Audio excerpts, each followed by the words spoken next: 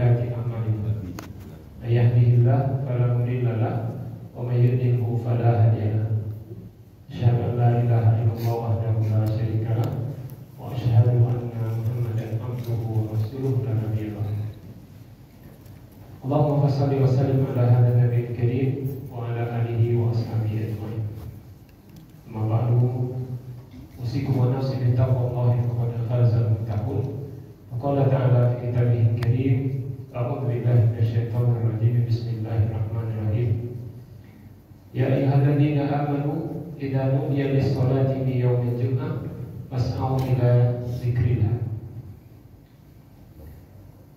Sallallahu alaihi. Pertama dan utama sekali, marilah kita mengucapkan puji dan syukur kehadirat Allah Subhanahu wa taala yang telah memberikan kepada kita nikmat dan karunia yang begitu banyak yang tidak bisa kita hitung.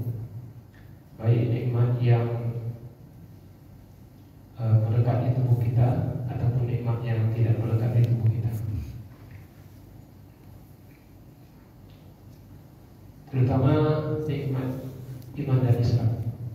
Karena dengan nikmat iman dan Islam itulah kita bisa merasakan kebahagiaan hidup, baik lahir maupun batin, dari dunia bahkan sampai ke akhirat kelak. Mudah-mudahan kedatangan kita pagi hari ini di masjid yang diberkahi oleh Allah Subhanahu wa taala dapat menambah timbangan amal kebaikan kita. Amin. Amin. Selanjutnya salawat dan salam tidak lupa kita doakan buat junjungan alam, yaitu Nabi Muhammad SAW. Allahumma shalli ala Muhammad wa ala alihi wa ashabihi wa man tabi'ahu bi ihsan ila yaumil. Bapak-bapak, ibu jemaah masjid Surau Darul Jannah, saya baru sekali ini ke sini.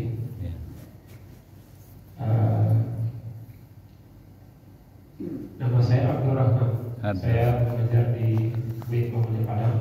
Betul, pada hari ini diminta oleh guru kita, Profesor Dr. Subhan Lubis, untuk mengajarkan beliau karena beliau ada keperluan katanya. Beliau mengamanahkan judulnya itu tentang azan. Azan ini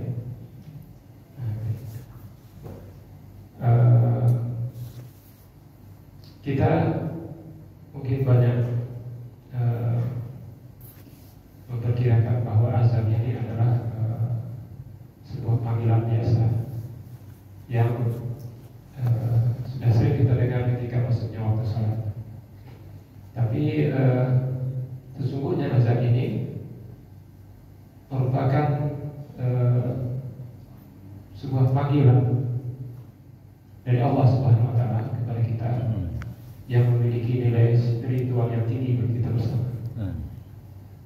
Maka dalam kitab Fiqh Sunnah karangan Said Sabiq, beliau mengatakan bahwa pengertian azan itu adalah al-i'lam yadkhulu waktu salat bilafzin maksusin, itu satu panggilan atau seruan sebagai pertanda masuknya waktu salat. Jadi dia termasuk kepada ibadah kepada Allah Subhanahu wa taala. Artinya kita tidak boleh melanturkan azan itu dengan sembarang lafaz. Nanti kita bisa lihat di YouTube atau di apa. Banyak sekarang suara-suara azan itu yang mirip sekali dengan suara azan kita, tapi lafaznya tidak seperti kebanyakan kita dengar. Makanya banyak orang di luar agama kita yang mereka memang meniru-niru ya suara azan itu. Tapi kita perhatikan kalau urutannya tidak sesuai dengan seperti yang diajarkan oleh Rasulullah, maka itu tidak sah azan. Termasuk juga dari ada juga dari golongan Syiah misalnya yang mereka memuji-muji Ahlul Bait ya, tapi azannya berbeda dari azan yang kita dengar sehari-hari. Maka azan ini itu hukumnya adalah kalau menurut ulama itu ada yang wajib, ada yang sunnah. Tapi kebanyakan ulama atau jumhur ulama menyatakan bahwa hukumnya adalah wajib. Hukumnya adalah sunnah muakkadah.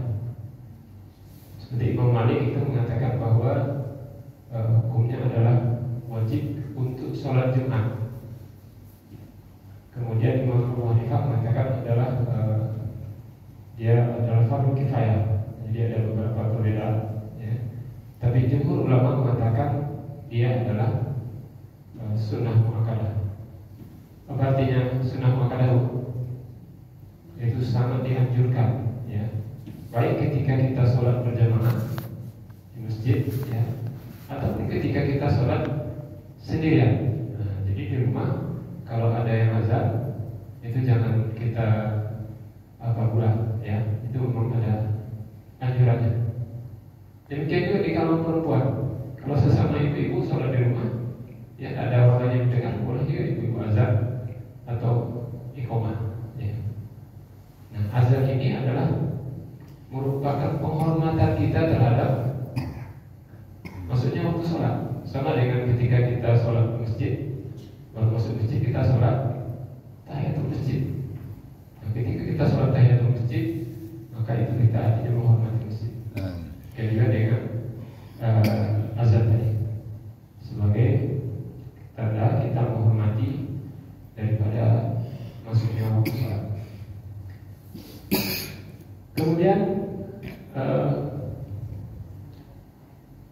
sholat azan ini juga mengajak kita untuk beribadah kepada Allah Subhanahu wa Ta'ala. Jadi ini bab tentang azan ini dalam film saya ini. Saya lihat judulnya itu ada 38 halaman. Dan tak mungkin kita bacakan semua, kita pilih-pilih saja yang keringkasan, sehingga memang nanti sampai alhamdulillah jam paling lama jam 16 selesai. Kalau kata Pak Zal kemarin sampai surga, Pak. Mungkin ibu-ibu sudah kabur semua. Baik, antara keutamaan azan bahwa dalam sebuah hadis diriwayatkan oleh Imam Bukhari, ya, dari Abu Hurairah dikatakan bahwa law ya'lamu an-nasa ma fi al-adhan was-safi al-awwal, ya, summa lam yajidu illa yastahmu alaihi, maka yastahmu, ya. Jadi kalau orang tahu apa yang ya ada pada azan itu, maka mereka akan, ya, mengundi, ya. Jadi maksudnya begitu pentingnya azan itu, maka Nabi sampai mengatakan bahwa mereka akan mau untuk bertanding, ya. Nah, ini menunjukkan bahwa pahalanya itu sangat besar sekali, sehingga memang kelanjutan di situ Nabi mengatakan sama juga dengan kita sholat masjid. Kalau umat Islam tahu akan, ya, besarnya pahala ketika kita sholat subuh di masjid ini dan kegelapan pagi ini, maka orang akan datang ke masjid ini walaupun dengan merangkak. Jadi diriwayatkan dalam sebuah riwayat bahwa ketika kita nanti menyeberangi Shiratal Mustaqim, maka pada waktu itu kita tahu bahwa Shiratal Mustaqim itu ada yang seperti rambut di belah tujuh. Coba kita bayangkan, rambut kita injak, ya, betapa langsung putus mungkin, ya. Kemudian tajamnya juga setajam pedang. Tentu kaki kita akan langsung terbelah, langsung kita masuk ke dalam neraka. Kemudian juga dikatakan bahkan sekelilingnya itu gelap. Coba kita bayangkan, ya, betapa gelapnya ketika di Shiratal Mustaqim itu. Tapi bagi orang yang jalan pagi itu yang mendatang masjid, maka Siratal Mustaqim itu terasa terang baginya. Demikian juga nanti ketika orang yang suka sholat di masjid, maka dia akan menyeberangi Siratal Mustaqim itu seperti kendaraan kilat yang cepat. Dari masjid ini kita akan pergi nanti. Artinya, ya itu insyaallah itu sudah mesti selamat ya. Demikian juga orang yang azan atau imamnya, maka orang yang azan itu dalam hadis Nabi dikatakan bahwa lehernya itu panjang. Nah, dalam kebiasaan orang Arab, kalau lehernya panjang itu adalah orang yang mulia. Nah, itu dalam kebiasaan orang. Jadi betapa besarnya pahala ya bagi orang yang mengumandangkan azan. Kemudian bagi orang yang mengumandangkan azan juga itu dikatakan dosanya diampuni sejauh mana suaranya itu terdengar. Coba ya, kalau dari sini mungkin Kang Hatip terdengar ya, Hatip Sulaiman itu ke jalan apa di depan sana terdengar suara muazin, itu dosa muazin itu diampunkan sampai kemana suaranya terdengar. Nah, dalam hadis lain dimasukkan dengan hadis ini adalah bahwa semua batu, semua pohon-pohon itu memohonkan ampun kepada muazin. Coba ya, yang sampai suaranya terdengar. Jadi begitu besar pahalanya, ya sehingga semua orang pasti menginginkan untuk menjadi seorang muazin. Jadi pahalanya sangat besar sekali.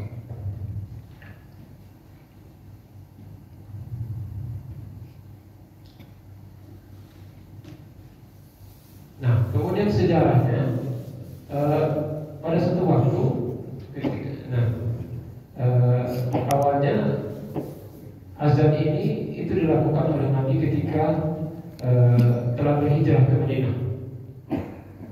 Di mana pada waktu itu suatu waktu subuh ya, Nabi sholat di masjid, tidak ada terdengar orang azan. Nah, seperti tadi tidak ada orang azan. Nah, kalau tidak ada orang azan, tentu orang tidak mau ke masjid. Nah, kemudian adalah para sahabat berpikir, bagaimana cara kita memanggil orang azan di masjid, memanggil orang sholat di masjid. Maka ada yang mengatakan kita pakai saja seperti lonceng. Kalau lonceng ibadahnya orang mana itu? Orang Yahudi. Nasrani ya. Nah, ada juga yang mengatakan kalau itu kita punya trompet yang dibuat dari tanduk kerbau. Tanduk kerbau itu dari Yahudi gitu ya. Maka kata Umar bin Khattab, alangkah baiknya kalau kita kita adakan panggil orang ke masjid itu dengan suara orang. Kemudian Rasulullah langsung menyuruh si Bilal yang untuk melaksanakan azan. Kemudian apakah bacaan azan ini itu dibuat oleh Bilal atau tidak? Ternyata dari Abdullah bin Sa'id ya, dia bermimpi ada orang yang mengajarkan kepada dia bacaan azan ini ya, dari Allahu Akbar sampai La ilaha illallah. Nah, kemudian beliau laporkan kepada Rasulullah dan kemudian Rasulullah membenarkannya, dan itulah yang dijadikan sebagai azan kita sampai hari ini. Jadi bacaan azan kita ini ya bisa jadi dalam mimpi sahabat tadi itu malaikat mungkin mengajarkan ya. Kalau malaikat mengajarkan tentu malaikat Jibril. Jadi ada tentunya dalam kita, yaitu sebuah hadis yang diriwayatkan oleh Imam Ahmad. Kemudian di antara beberapa ketentuannya bahwa azan ini memiliki juga beberapa ketentuan. Di antaranya yang pertama, telah masuknya waktu sholat. Artinya kalau belum masuk waktu sholat, kita belum boleh azannya sholat subuh kan ada orang di kampung-kampung kita itu ada 2 kali azannya. Pertama azan untuk membangunkan orang, lalu azan untuk sholat, begitu sholat. Nah kecuali subuh itu diperbolehkan. Tapi ada juga azan Jumat itu yang 2 kali, di mana ketika umat Islam sudah ramai ya, di kota Madinah itu sudah jauh-jauh tempatnya, maka itu azan Jumatnya juga dilakukan 2 kali. Kemudian azan itu harus berbahasa Arab, jadi tidak boleh dengan bahasa kita ya. Kalau bahasa kita jadi gimana? Allahu Akbar, Allahu Akbar. Nah, bahasa kitanya Allah nan gadang ya. Itu lain maksudnya ya. Kemudian juga harus dilakukan dengan tertib. Jadi dalam sebuah hadis yang diriwayatkan oleh Imam Muslim dikatakan bahwa Nabi menyatakan bahwa bacaan azan itu 2 kali. Allahu Akbar, Allahu Akbar, Allahu Akbar, Allahu Akbar. Ya.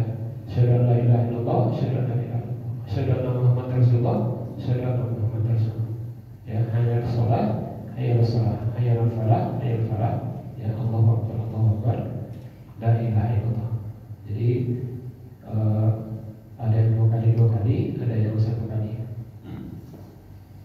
Nah, ketika ada tambahan-tambahan ya, seperti yang kita dengar ya, azan dari negara Iran ya, itu maka azannya tidak sah ya, apalagi kalau seandainya dalam azan itu ada unsur-unsur kesyirikan ya, kadang kita terlalu memuja-muja seseorang ya, sehingga itu dimasukkan ke dalam bagian daripada azan. Kita singkat-singkat saja. Nah, bagaimana dengan iqamah? Nah, iqamah itu sama bacanya dengan azan, tapi satu kali. Ya. Kemudian ada jawaban yang ketika kita mendengar suara azan, bahwa kata Nabi, jawaban ketika kita mendengar azan itu adalah sama dengan yang diucapkan oleh muadzin.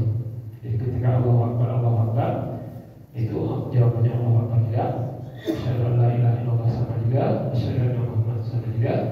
Kemudian hayalatain, ya hayalatain ini hayal shalah dan hayal falah. Maka jawabannya adalah la haula wala quwwata illa billah. Kemudian ada sebuah hadis yang menyatakan bahwa la turaddu ad-du'a bainal azanain, bainal azan wal iqamah ya. Jadi tidak akan ditolak doa di antara azan dan iqamah. Artinya itu adalah waktu yang makbul kita berdoa. Maka kita berbanyaklah berdoa di antara azan dengan iqamah. Kemudian apa yang kita baca ketika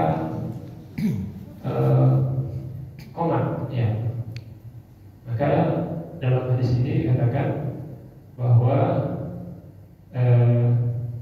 ketika muadzin mengumandangkan iqamat, misalnya mengatakan qad qamatis shalah ya, maka jawaban kita adalah aqamallaha wa adamaha ya.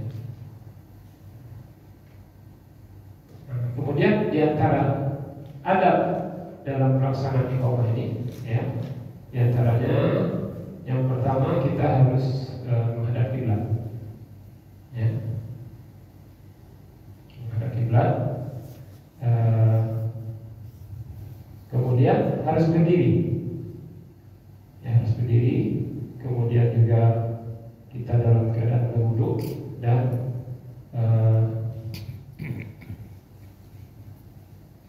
ya seperti tadi, yaitu kita harus menaruh tangan di kuping ya, itu ada hadisnya. Demikian juga dengan menghadapkan, kalau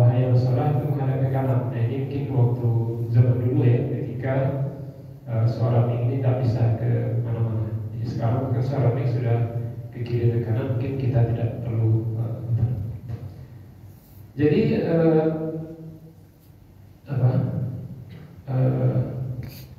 ketika kita menjawab semua yang disampaikan oleh muazin tadi, maka kita jawab dengan hati kita, maka dalam hadis di sini dikatakan bahwa kita akan dimasukkan oleh Allah ke dalam surga. Artinya apa?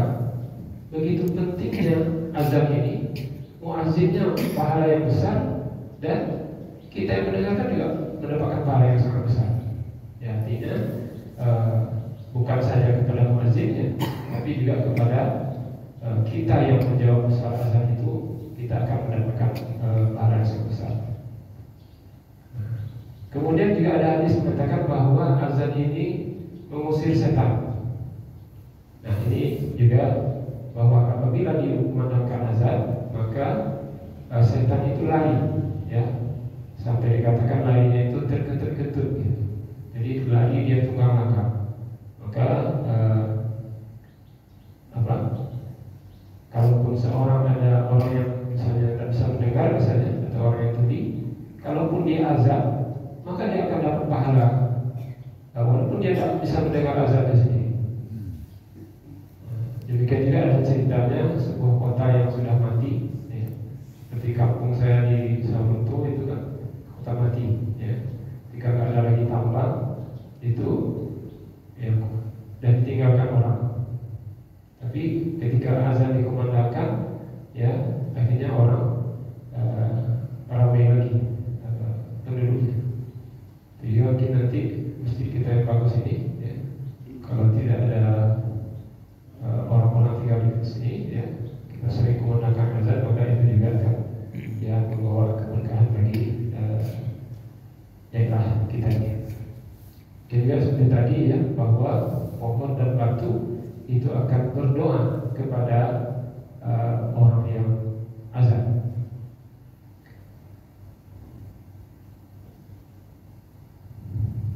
Nah, kemudian apakah azan ini hanya untuk kita sholat saja? Nah, pernah terjadi waktu terjadi perang Yarmouk, ya, bahwa sahabat semua mengumandangkan azan.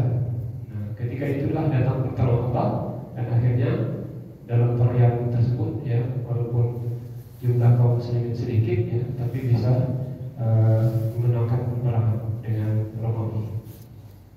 Demikian juga banyak kita lihat, ya, di YouTube itu bahwa banyak orang masuk Islam gara-gara mendengar azan. Nah, awalnya orang mendengar dulu, ya, suara apa ini? Akhirnya karena begitu indahnya merdunya suara azan itu, akhirnya mereka masuk Islam. Nah, bayangkan, ya, cuma dengan azan saja orang masuk Islam. Karena Islam ini memang luar biasa. Apapun yang kita pelajari dan kita pikirkan, ya, semakin cinta kita dengan Islam. Ada orang yang gara-gara jadi pembantu di rumah orang, ya, pertama di rumah orang di Eropa, jadi pembantu di rumah orang. Dilihat di rumah orang itu pakaiannya itu berdarah-darah, ada nanah, karena mereka tidak pernah mencuci pakaian ketika tidak pernah istijah, ya. Mereka pakai tisu saja.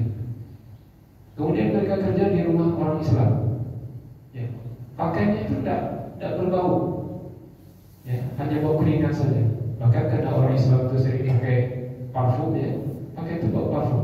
Akhirnya pembantu tadi masuk Islam. Jadi banyak di antara ajaran-ajaran Islam ini yang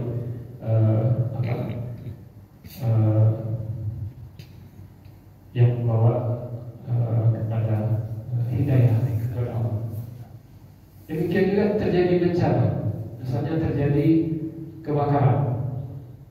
Nah, saya pernah melihat dengan mata kepala saya sendiri ketika saya pertama diangkat jadi PNS itu di daerah Sejunjung. Kira-kira api itu sudah setinggi pohon kelapa. Jadi saya melihat itu mustahil rumah itu selamat. Tapi ketika ada orang yang azan, ya, itu api itu seperti batu saja, sedikit turun, akhirnya hilang begitu. Masya Allah, saya itu langsung sujud waktu itu karena melihat keadaan seperti itu. Demikian juga nanti kalau seandainya terjadi bencana, yang bencana alam, apakah itu namanya tsunami atau apa ya, itu tidak apa-apa atau gempa misalnya, dikumandangkan aja ya, di masjid kita. Nah jadi bahkan juga banyak terjadi cerita-ceritanya orang yang selamat ya karena mendengar seruan azan. Jadi artinya di mana ada suara azan, di situ ada kemungkinan dapat selamat. Ya. Jadi itu di antara keajaiban azannya. Bahkan kalau di bumi ini kan berputar. Setelah azan ini tidak berhenti 24 jam. Kita selesai azan di sini, di daerah lain azan. Selesai azan situ nanti azan di daerah lain atau di negara lain. Sehingga memang ya dunia ini mungkin tidak akan berhenti dengan suara azan. Mungkin kalau berhentinya waktu hari kiamat itu. Kemudian juga mungkin ada orang yang ketika mendengar suara azan ini hilang gundah gulananya atau stres misalnya. Karena ya tak apa juga kita mungkin di rumah kalau seandainya kita kita bisa mutar kaset ngaji atau mutar azan ya tak apa ya menghilangkan katakanlah perasaan misalnya jenuh ya atau stres dan lain sebagainya, sehingga ini juga merupakan obat ya bagi anggota keluarga kita. Maka dengan mengetahui hal ini kita bisa memahami bahwa kita harus menghormati ya dan memuliakan suara azan. Jadi kalau ada orang azan, sebaiknya kita tidak berbicara dan kita jawab. Karena seperti hadis tadi katakan bahwa kalau kita jawab panggilan azan itu dengan hati kita, ya, maka kita akan dimasukkan oleh Allah ke dalam surga. Artinya sangat luar biasa. Bahkan juga salah satu ciri orang yang akan bisa mengucapkan tatkir ketika dia meninggal adalah orang yang ketika orang azan itu dia jawab azan. Jadi kalau kita tidak menjawab azan, ada kemungkinan kita ketika sakaratul maut itu tidak bisa menjawab daripada mengucapkan kalimat la ilaha illallah. Artinya ketika azan dikumandangkan itu, maka kita apabila kita menjawabnya, ya, dan semoga dengan azan ini, ya, kita semakin taat kepada Allah Subhanahu Wa Taala dan semakin menjadi orang yang fokus untuk mendekatkan diri kepada Allah. Mungkin itu yang bisa saya sampaikan karena keterbatasan waktu kita. Biasanya ada jawaban? Tidak ada? Ya. Ada ya? Silakan Bu. Ya, satu telepon tanya. Ya, silakan Bu. Kalau di kuburan itu kan orang azan gitu ya Pak Ustaz. Oh ya. Gimana nih Pak Ustaz? Ya. Jadi Apa itu hukumnya? iya, ya. Jadi memang kalau hukum tentu kita kembalikan kepada dalil ya. Kalau dalil itu memang tidak ada, ya, tidak ada dalilnya kita azan di kuburan. Ya, tapi kita harus paham juga bahwa kenapa kita melakukan azan di kuburan. Ya. Atau kita juga jangan salah menilai orang ya. Ada orang yang sholat di kuburan, tapi apakah dia tujuannya? Apakah karena dia dia sholat menyembah kuburan? Ya. Karena ibadah ini al-aslu fil ibadah al-haram. Ya. Asal ibadah itu adalah haram ila yakuna dalil li awamiri, kecuali ada dalil kita memerintahkan. Nah, jadi kita harus melihat, belajar lagi ya, apakah ada dalil memerintahkan. Nah, mendapatkan kerugian daripada yang telah kita lakukan. Sama halnya seperti kalau ada yang meninggal, kita berdoa 7 hari, 100 hari, ya. Ada yang 1000 hari, ada pula haul namanya. Haul itu tiap tahun. Nah, kalau bagi orang yang ada uangnya nggak masalah, ya. Tapi kalau kita nggak punya uang gimana? Bahkan di adat kita di Minangkabau, ya, kalau ada yang meninggal itu harta warisan bisa digadaikan. Nah, ini kerugiannya adalah ketika kita melaksanakan adat yang tidak ada tuntunannya, itu kita akan kekurangan sumber daya untuk katakanlah melanjutkan darah kita. Nah, kenapa untuk anak kuliah misalnya tidak boleh digadaikan pula harta warisan itu? Ya, jadi itu perlu kita pikirkan secara bersama-sama. Tapi intinya adalah bahwa al-aslu fil ibadah adalah haram, ya, illa an yakuna dalil di awal ini. Kemudian juga kalau dalam muamalah al-aslu fil muamalah, ya, mubah, ya, illa an yakuna dalil di tahrimi. Jadi kalau dalam hal ibadah maka kita harus cari dalil yang memberitakan. Sedangkan dalam urusan muamalah kita harus cari dalil yang mengharapkan. Tapi jangan sampai kita balik. Kenapa umat Islam hari ini miskin, banyak miskin? Karena kita, ya, tidak melakukan ketentuan Allah sesuai dengan Al-Quran. Coba kita bayangkan betapa kayanya kalau orang yang punya bank misalnya, yang BCA, punya bank Danamon, punya bank Mega misalnya. Apakah semakin hari dia semakin kaya atau semakin miskin? Semakin kaya. Sementara kita yang lainnya terjerat hutang semua. Jadi ini harus kita pahami bahwa kalau dia ibadah, ya, itu cari dalil yang berita. Kalau tidak, jangan kita buat-buat. Karena sekali kita buat-buat, dia akan, ya, membawa kerugian kepada generasi kita. Ya. Ada saya dengar seorang ustaz berceramah, tak apa-apa di rumah kita ada berhala, kata, asal nggak kita sembah. Padahal, ya, berhala itu kan, ya, sangat dibenci oleh Allah. Allah tak paling marah kalau seandainya dia disyiriki, ya. Jadi janganlah kita katakanlah membeli sesuatu yang katakanlah tidak bermanfaat bagi anak-anak kita. Jadi mungkin ketika kita hidup masih bisa kita bilang berhala itu apa, ya, bukan sembahan kita. Tapi kalau sudah kita nggak ada gimana? Pas ada gempa, kemudian gedung hancur semuanya, yang berhala tadi tidak hancur, kan dipuji-puji oleh kita. Nah, awal dipuji-puji itulah, ya, akhirnya berhala itu disembah oleh cucu keturunan kita. Jadi kalau berhubungan dengan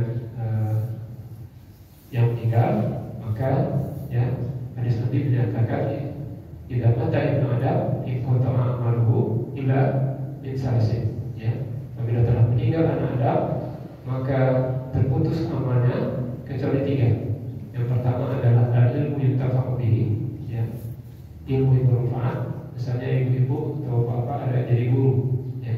Kemudian kita mengajar. Ketika anak-anak kita itu dia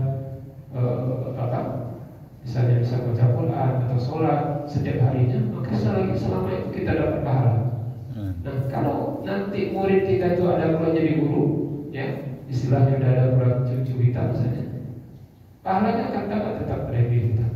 Itu dikatakan ilmu yutafa'ubi. Kemudian sedekah jariyah.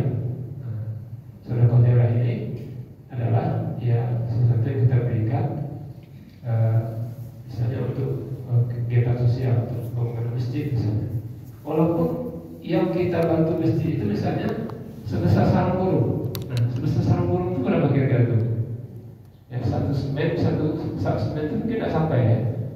Nah, bahkan kalau seperti itu permisalan hadisnya, maka bisa saja 1.000 rupiah, ya, yang kita infakkan untuk bangun masjid, maka itu akan jadi, ya, selagi ada orang beribadah situ, maka pahalanya akan tetap pada kita. Walaupun kita berikan 1.000 rupiah, itu nilainya bisa lebih daripada ya 1 juta rupiah yang diberikan oleh seorang presiden. Kenapa? Karena 1.000 rupiah itu mungkin uang kita cuma 10.000, kita berikan 1.000 rupiah, itu 10% itu. Tapi kalau presiden, ya dia berikan 1 juta rupiah, sementara uangnya 1 triliun, ya, atau 271 triliun, ya, ataupun 500 triliun misalnya, itu berapa persen? Jadi sedikit, tapi itu adalah bermanfaat. Ya, artinya lebih ikhlas, dan itu yang dinilai oleh Allah SWT. Dan yang sedikit itu pula yang dinilai oleh Allah SWT. Kita uang sedikit kita infakkan, bernilai di sisi Allah. Sementara uang yang banyak seperti yang punya si Karun, apakah diterima oleh Allah SWT? Itu tidak dianggap oleh Allah SWT. Demikian juga, ya, di antara yang bisa memberikan pahala, ya, bagi orang yang sudah meninggal adalah anak yang soleh, yang mereka mendoakan orang tuanya. Maka marilah kita didik anak cucu kita, ya, mulai dari dini, ya, agar mereka bisa katakan berilmu dengan ilmu agama, sehingga itulah mereka yang akan mendoakan kita. Mungkin karena batasan waktu, mungkin itu yang bisa saya sampaikan. Ustaz, mungkin ada sedikit Ustaz. Iya, Pak. Ustaz, ya. Iya, Pak. Mengenai waktu khatib udah naik mimbar itu, Iya. ketika masuk masjid, Iya. dan muazzin azan, Iya. mana yang lebih utama kita kerjakan kalau jatuh masjid? Iya. Azan. Oh, ya, itu ada hadisnya tuh. Ketika sholat khatib sudah naik mimbar, kemudian kita lompat datang, ya, maka itu apakah kita langsung dulu, ya, atau kita langsung sholat sunnah. Ini pada masa Rasulullah SAW, ketika Nabi sedang berkhutbah, kemudian datang orang yang masuk masjid, maka Nabi ketika jadi khatib itu langsung memerintahkan dia untuk sholat tahiyatul masjid. Begitu betul besar pahala orang yang melaksanakan tahiyatul masjid. Kemudian apakah kita mendengar suara azan, ya, kita jawab azan, atau kita sholat sunnah? Nah, ini boleh kita pilih, ya, silakan kita pilih, karena memang kedua-duanya hadisnya ada. Artinya kebanyakan ulama sekarang mengatakan bahwa itu kita harus boleh langsung sholat. Tapi kalau kita lihat keutamaan tadi, mana yang menjamin kita masuk surga? Ya, siapa yang kalau itu muadzin mengatakan Allahu Akbar, kita jawab Allahu Akbar. Ayat sholat, la haula wala quwwata. Kalau kita jawab dengan hati kecil kita masuk surga, kata hadis tadi. Berarti yang kita pakai itu adalah yang menjamin kita masuk surga. Tapi, ya, apakah salah ketika kita masuk masjid kita juga melaksanakan sholat tahiyatul masjid? Karena itu juga ada perintah Nabi. Karena kalau masalah fikih ini boleh kita melakukan pilihan kalau ada hadisnya. Sama dengan ketika kita imam baca Al-Fatihah, ya, apakah kita ulang Al-Fatihahnya atau kita mendengar baca imam saja? Nah, maka kalau Imam Abu Hanifah mengatakan, ya, hadisnya adalah qiraatul imam, qiraatul lahu. Bacaan imam itu sudah bacaan kita, sama dengan kita, ya. Tapi kalau Imam Syafi'i pakai hadis la sholata illa bi Fatihatil kitab, tidak sah sholat kita kalau nggak baca Al-Fatihah. Maka boleh kita mendengarkan yang baik, ya, berdasarkan hadis tadi, atau kita baca berdasarkan imam tadi. Misalnya Bismillahirrahmanirrahim, kita jawab juga Bismillahirrahmanirrahim, ya. Atau sudah selesai amin, kita baca Al-Fatihah. Terserah kita, ada pilihan. Jadi karena memang dalam masalah fikih ini itu adalah ijtihad, ya. Maksudnya kalau ada dalilnya silakan kita lakukan. Dan semakin tahu kita dengan hadis Nabi, maka jangan kita semakin sempit dengan Islam. Harusnya semakin lapang, ya. Apakah boleh kita sholat sunnah setelah sholat asar? Mana kira-kira? Boleh atau nggak boleh? Nggak boleh. Nggak boleh, ya. Tapi Nabi pernah mensolat jenazah orang setelah asar. Atau Nabi itu dia pernah, kan kita kata Nabi ya, mensolat isna rakaatin fil yaum ya, wallahu lahu baitan fil jannah. Kalau kita bisa sempat sholat rawatib ya 12 rakaat satu hari ya, maka Allah akan bangunkan kita rumah di surga. Kalau Allah bangunkan rumah kita di surga, apakah kita masuk surga? Masuk neraka? Tidak, kita pasti masuk surga. Nah, orang bilang, kenapa nggak sholat rawatib? Nah, itu kan sunnah.